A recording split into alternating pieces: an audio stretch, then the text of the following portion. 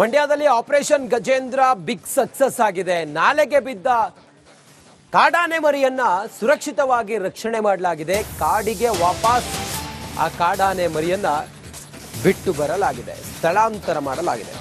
ಅರಣ್ಯ ಇಲಾಖೆ ಸಿಬ್ಬಂದಿಯಿಂದ ಆನೆಯ ಸ್ಥಳಾಂತರ ಕಾರ್ಯವನ್ನ ಮಾಡಿದ್ದಾರೆ.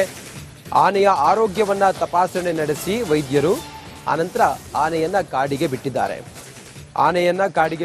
ಅರಣ್ಯ ಇಲಾಖೆ ಅಧಿಕಾರಿಗಳು ಸುರಕ್ಷಿತವಾಗಿ ಕಾಡಾನೆಯನ್ನ, ಆ ಮರಿ ಆನೆ ಅದು ನಾಲೆ ಒಳಗಡೆ ಬಿದ್ದಿತ್ತು, ನೀರು ಕುಡಿಲಿಕ್ಕೆ ಹೋಗಿತ್ತು, ಮೇಲ್ಗಡೆ ಹತ್ಲಿಕ್ಕೆ ಆಗಿಲ್ಲ ಆನೆಗೆ.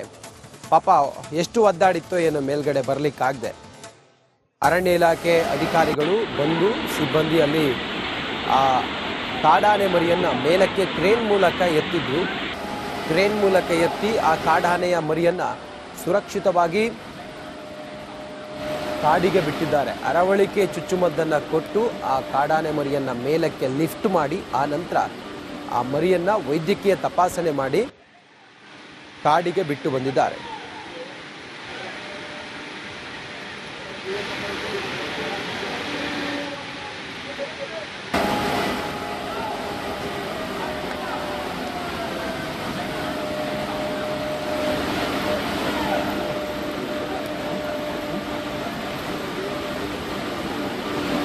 ಈ ವಾಟರ್ ಬಾಡಿ ನಾವು ಆನೆನೇ ಹಿಡಿಯೋಕ್ಕಾಗಲ್ಲ.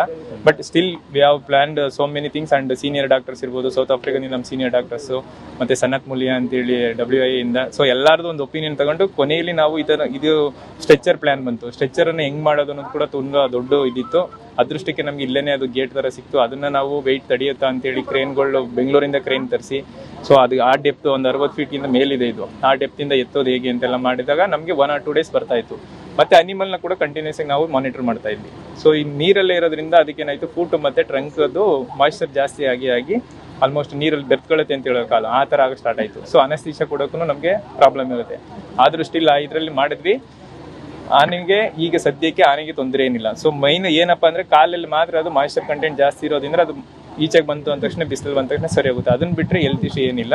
ಮತ್ತೆ ಇದು ಗಂಡಾನೆ ಒಂದು 10 ರಿಂದ 12 ವರ್ಷ ಇರ್ಬೋದು. ಇದು ಅದು ಡೋಸ್ ಒಂದೇ, ಯಾವುದೇ ಅದೊಂದು ಮೈಂಡಲ್ಲಿ ಎಲ್ಲ ಜನಕ್ಕಿದೆ, ಒಂದೇ ಡೋಸಲ್ಲಿ ಆನೆ ಬೀಳ್ಬೇಕು ಅನ್ನೋದಿಲ್ಲ.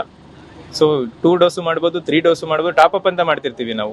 ಈಗ 1 ml ಹೊಡಿತೀವಿ, ಒಂದು ಡೋಸೇಜ್ ಕಾನ್ಸಂಟ್ರೇಷನ್ ಅಂದ್ರೆ ಮತ್ತೆ 1 ml ಹೊಡೆಯಲ್ಲ. ಅದನ್ನ ನೆಕ್ಸ್ಟ್ 0.1 ಹಾಕೋದು, ಅದಕ್ಕೆ ಅಡಿಷನಲ್ ಕೊಡ್ತಿರ್ತೇವೆ. ಬಿಟ್ರೆ 2-3 ಡಾಟ್ ಮಾಡ್ತು ಅಂತಂದ್ರೆ ಆನೆಗೆ ಜಾಸ್ತಿ ಜೀವಕ್ಕೆ ತೊಂದರೆ ಅನ್ನೋದು ಅದು ಸುಳ್ಳು ಮಾಹಿತಿ. ಎಲ್ಲರಿಗೂ ಮೈಂಡಲ್ಲಿ ಹೇಗಿದೆ ಅಂತಂದ್ರೆ 3 ಡಾಟ್ ಮಾಡಿದ್ರೆ ಆನೆ ಸತ್ತೋಗುತ್ತೆ, 2 ಡಾಟ್ ಮಾಡಿದ್ರೆ ಆನೆ ಸತ್ತೋಗುತ್ತೆ, ಅದೆಲ್ಲ ಸುಳ್ಳು. ಸೊ ನಾವೇನ್ ಮಾಡ್ತೀವಿ, ಫಸ್ಟ್ ಡೋಸೇಜ್ ಕೊಡ್ತೀವಿ, ಅದಾದ್ಮೇಲೆ ಟಾಪ್ ಅಪ್ ಅಂತ ಮಾಡ್ತೀವಿ ನಾವು. ಆನೆ ಇನ್ನೂ ಬೀಳ್ತಿಲ್ಲ, ನಾವು ಆ ಟೈಮಲ್ಲಿ ಬೀಳಿಲ್ಲ ಅಂದ್ರೆ ಮತ್ತೆ ಕೊಡ್ತೀವಿ. ಅದು ನಮ್ಮ ಹತ್ರ ರಿವರ್ಸಲ್ ಕೂಡ ಏಜೆಂಟ್ ಇರುತ್ತೆ. ಇಮಿಡಿಯೇಟ್ ಆಗಿ ಏನಾದ್ರು ತೊಂದರೆ ಆಗ್ತಿದೆ ಅಂದ್ರೆ ಇಮಿಡಿಯೇಟ್ ರಿವರ್ಸ್ ಮಾಡ್ತೀವಿ ಅದನ್ನ. ರಿಲೀಸ್ ಏನಂತಂದ್ರೆ ಈಗ ನಾವು ಇದನ್ನ ತುಂಬಾ ದೂರ ತಗೊಂಡು ಸಂಪರ್ಕದಲ್ಲಿ ಜಾಯ್ನ್ ಆಗಿದ್ದಾರೆ. ವಿನೋದ, ಕಾಡಾನೆಯನ್ನ, ಆ ಮರಿ ಆನೆಯನ್ನ ಸುರಕ್ಷಿತವಾಗಿ ಮೇಲಕ್ಕೆ ಲಿಫ್ಟ್ ಮಾಡಿ ಕಾಡಿಗೆ ಬಿಟ್ಟಿದ್ದಾರೆ. ಆರೋಗ್ಯದಲ್ಲಿ ಏನಾದರೂ ಏರುಪೇರಾಗಿತ್ತಾ? ಅರವಳಿಕೆ ಚುಚ್ಚುಮದ್ದು ಕೊಟ್ಟಿದ್ರಲ್ಲ, ಕಂಡೀಷನ್ ಹೇಗಿದೆ ಆನೆ ಮರಿದು? ಸದ್ಯ ಕಾರ್ಯಾಚರಣೆ ಹೇಗೆಲ್ಲ ಆಯ್ತು ವಿನೋದ್?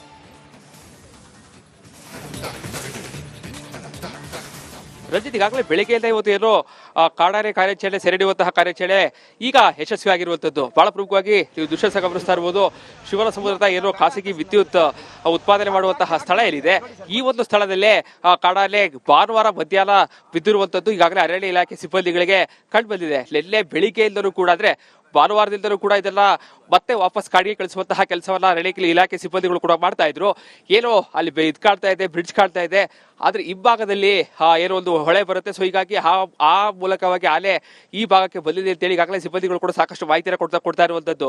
ಬಹಳ ಪ್ರಮುಖವಾಗಿ ಈ ಒಂದು ಸ್ಥಳವನ್ನ ಬಹಳ ಚೆನ್ನಾಗಿ ಗೊತ್ತಿರುವಂತಹ ಕಾಡಾನೆ ಆಗಿದೆ. ಸೊ ಹೀಗಾಗಿ ಸ್ವಿಮ್ ಮಾಡಿಕೊಂಡು ಈ ಒಂದು ಸ್ಥಳಕ್ಕೆ ಬಂದಿತ್ತು. ಇದೆಲ್ಲ ಮತ್ತೆ ವಾಪಸ್ ಕಳಿಸುವಂತಹ ಕೆಲಸವನ್ನ ಭಾನುವಾರದಿಂದ ಕೂಡ ಮಾಡ್ತಾ ಇದ್ರು. ಯಾವಾಗ ಅದು ವಾಪಸ್ ಹೋಗೋಕೆ ಸಾಧ್ಯ ಆಗ್ಲಿಲ್ಲ, ಇವತ್ತು ಬೆಳಿಗ್ಗೆ ಇಲ್ಲ ಅದೆಲ್ಲ ಸೆರೆ ಹಿಡಿಯುವಂತಹ ಕೆಲಸವನ್ನ ಮಾಡಿದ್ರು. ಬಹಳ ಪ್ರಮುಖವಾಗಿ ಇವತ್ತು ನಡೆದಂತಹ ಆನೆ ಕಾರ್ಯಾಚರಣೆ, ಕಾಡಾನೆ ಸೆರೆ ಹಿಡಿಯುವಂತಹ ಕಾರ್ಯಾಚರಣೆಗೆ ಬೆಂಗಳೂರಿಂದ ಬಂದಂತಹ ಹೈಡ್ರಾಲಿಕ್ ಮಿಷನ್ಸ್ಗಳು ಸಾಕಷ್ಟು ಕೆಲಸವನ್ನ ಮಾಡಿರುವಂತದ್ದು.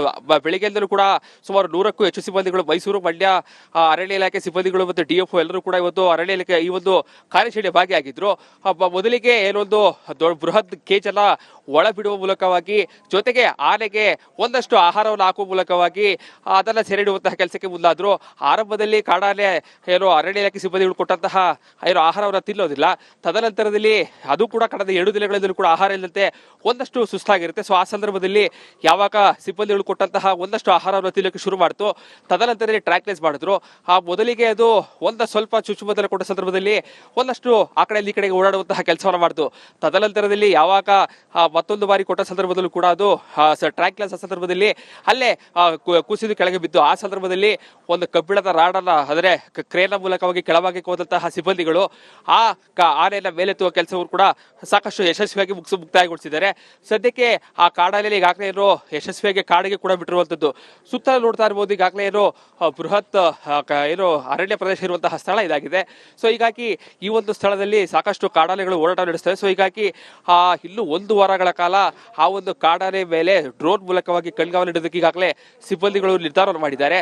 ಸೊ ಹೀಗಾಗಿ ಸಾಧಾರಣವಾಗಿ ನೀರಿನಲ್ಲಿ ಕಳೆದ 3-4 ದಿನಗಳಿಂದಲೂ ಕೂಡ ಒಂದೇ ಸ್ಥಳದಲ್ಲಿ ಇದ್ದ ಕಾರಣಕ್ಕಾಗಿ ಕಾಲಿನ ಭಾಗದಲ್ಲಿ ಒಂದಷ್ಟು ವೈಟ್ ಪ್ಯಾಚಸ್ಗಳು ಬಂದಿತ್ತು. ಸೊ ಹೀಗಾಗಿ ಅದನ್ನು ಕೂಡ ಚಿಕಿತ್ಸೆಯನ್ನು ಕೊಡುವ ಮೂಲಕವಾಗಿ ಕಾಡಾನೆ ಯಶಸ್ವಿಯಾಗಿ ಈಗ ಮತ್ತೆ ವಾಪಸ್ಗೆ ಕಳಿಸುವಂತಹ ಕೆಲಸವನ್ನ ಈಗಾಗಲೇ ಅರಣ್ಯ ಇಲಾಖೆ ಸಿಬ್ಬಂದಿಗಳು ಕೂಡ ಯಶಸ್ವಿಯಾಗಿ ಮಾಡಿರುವಂತದ್ದು.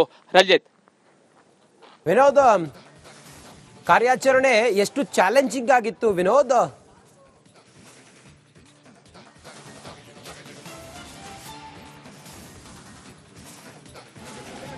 ಬೆಂಗಳೂರಿಂದ ಬಂದಂತಹ ಹೈಡ್ರಾಲಿಕ್ ಮಿಷನ್ಸ್ಗಳು ಸಾಕಷ್ಟು ಕೆಲಸವನ್ನು ಮಾಡಿರುವಂಥದ್ದು. ಬೆಳಿಗ್ಗೆಯಿಂದಲೂ ಕೂಡ ಸುಮಾರು 100ಕ್ಕೂ ಹೆಚ್ಚು ಸಿಬ್ಬಂದಿಗಳು ಮೈಸೂರು, ಮಂಡ್ಯ ಅರಣ್ಯ ಇಲಾಖೆ ಸಿಬ್ಬಂದಿಗಳು ಮತ್ತು DFO ಎಲ್ಲರೂ ಕೂಡ ಇವತ್ತು ಅರಣ್ಯ ಇಲಾಖೆ ಈ ಒಂದು ಕಾರ್ಯಾಚರಣೆ ಭಾಗಿಯಾಗಿದ್ರು. ಮೊದಲಿಗೆ ಏನೊಂದು ಬೃಹತ್ ಕೇಜನ್ನ ಒಳ ಬಿಡುವ ಮೂಲಕವಾಗಿ, ಜೊತೆಗೆ ಆನೆಗೆ ಒಂದಷ್ಟು ಆಹಾರವನ್ನು ಹಾಕುವ ಮೂಲಕವಾಗಿ ಅದನ್ನ ಸೆರೆಹಿಡುವಂತಹ ಕೆಲಸಕ್ಕೆ ಮುಂದಾದ್ರು. ಆರಂಭದಲ್ಲಿ ಕಾಡಾನೆ ಏನೋ ಅರಣ್ಯ ಇಲಾಖೆ ಸಿಬ್ಬಂದಿಗಳು ಕೊಟ್ಟಂತಹ ಏನೋ ಆಹಾರವನ್ನು ತಿನ್ನೋದಿಲ್ಲ. ತದನಂತರದಲ್ಲಿ ಅದು ಕೂಡ ಕಳೆದ 2 ದಿನಗಳಿಂದಲೂ ಕೂಡ ಆಹಾರ ಇಲ್ಲದಂತೆ ಒಂದಷ್ಟು ಸುಸ್ತಾಗಿರುತ್ತೆ. ಸೊ ಆ ಸಂದರ್ಭದಲ್ಲಿ ಯಾವಾಗ ಸಿಬ್ಬಂದಿಗಳು ಕೊಟ್ಟಂತಹ ಒಂದಷ್ಟು ಆಹಾರವನ್ನು ತಿನ್ನೋಕೆ ಶುರು ಮಾಡ್ತು, ತದನಂತರದಲ್ಲಿ ಟ್ರ್ಯಾಕ್ಲೆಸ್ ಮಾಡಿದ್ರು. ಆ ಮೊದಲಿಗೆ ಅದು ಸ್ವಲ್ಪ ಚುಚ್ಚುಮದ್ದನ್ನು ಕೊಟ್ಟ ಸಂದರ್ಭದಲ್ಲಿ ಒಂದಷ್ಟು ಆ ಕಡೆ ಈ ಕಡೆಗೆ ಓಡಾಡುವಂತಹ ಕೆಲಸವನ್ನು ಮಾಡ್ತು. ತದನಂತರದಲ್ಲಿ ಯಾವಾಗ ಮತ್ತೊಂದು ಬಾರಿ ಕೊಟ್ಟ ಸಂದರ್ಭದಲ್ಲೂ ಕೂಡ ಅದು ಟ್ರ್ಯಾಕ್ಲೆಸ್ ಸಂದರ್ಭದಲ್ಲಿ ಅಲ್ಲೇ ಕುಸಿದು ಕೆಳಗೆ ಬಿದ್ದು, ಆ ಸಂದರ್ಭದಲ್ಲಿ ಒಂದು ಕಬ್ಬಿಣದ ರಾಡನ್ನ ಅಂದರೆ ಕ್ರೇನ ಮೂಲಕವಾಗಿ ಕೆಳಭಾಗಕ್ಕೆ ಹೋದಂತಹ ಸಿಬ್ಬಂದಿಗಳು ಆ ಆನೆಯನ್ನ ಮೇಲೆತ್ತುವ ಕೆಲಸವನ್ನು ಕೂಡ ಸಾಕಷ್ಟು ಯಶಸ್ವಿಯಾಗಿ ಮುಕ್ತಾಯಗೊಳಿಸಿದ್ದಾರೆ.